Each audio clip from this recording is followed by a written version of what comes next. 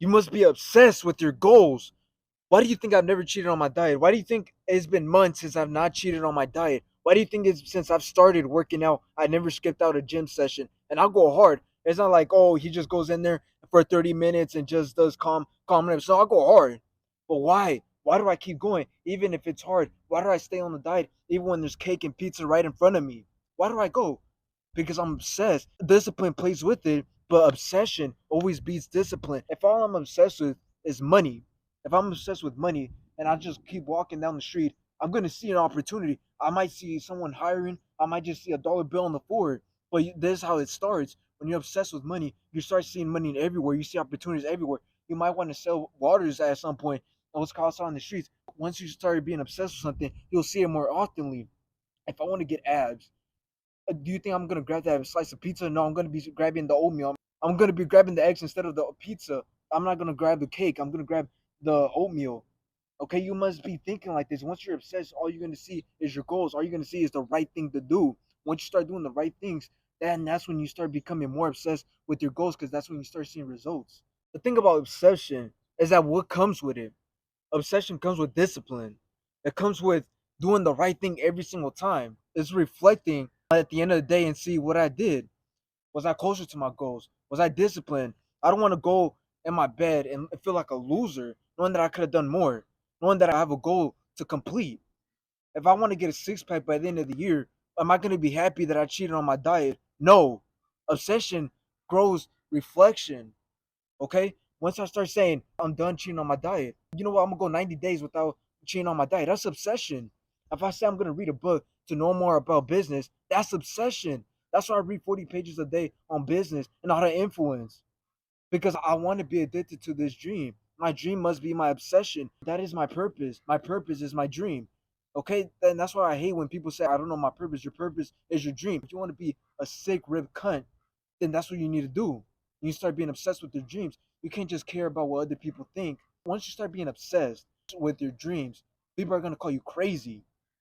Okay, I remember I was at a family reunion. I was on a diet. And I said I'm not gonna cheat on it, and I didn't cheat on it. Everybody was like, "What is this guy doing? Why is he not eating the food? Why is he not celebrating? Why is he not drinking?" I'm not with that no more. And once you start doing this, people will see it in you. People will see the results. People will ask you how you doing it, not why you're doing it. Okay, you never see a fat guy and say, how are you doing it? You're saying, why are you doing this to yourself? You start asking questions to him about why and not how he did it. People come up to me, my friends start coming up to me. How do I lose weight? How do I gain muscle? And I help them. Don't be a selfish cunt. All right. Once you start being obsessed with your dreams, you gotta help other people with their dreams. You think I don't want to give people advice on how to lose weight? Because I know how I feel when I wasn't obsessed with my physique. I know how I felt when I wasn't trying to strive for anything great. And I want to help other people strive for great things as well. So that's why I always give them my habits and my obsessions and put it onto them. Obsession beats talent 100% of the time.